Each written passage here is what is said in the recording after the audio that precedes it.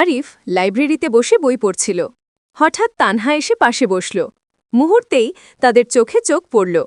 সেই চোখের দৃষ্টিতে জন্ম নিল এক অদ্ভুত নীরবতা, এক নতুন অনুভূতি। আকাশে নামল হালকা বৃষ্টি।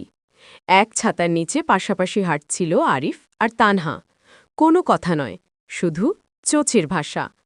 বৃষ্টির ফোঁটার মতোই ঝরে পড়ছিল নীরব প্রেম।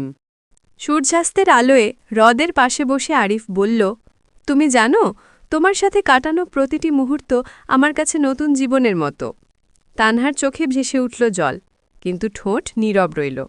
তানহা কেঁদে বলল, আমি কাল বিদেশে চলে যাচ্ছি, হয়তো আর কখনো দেখা হবে না।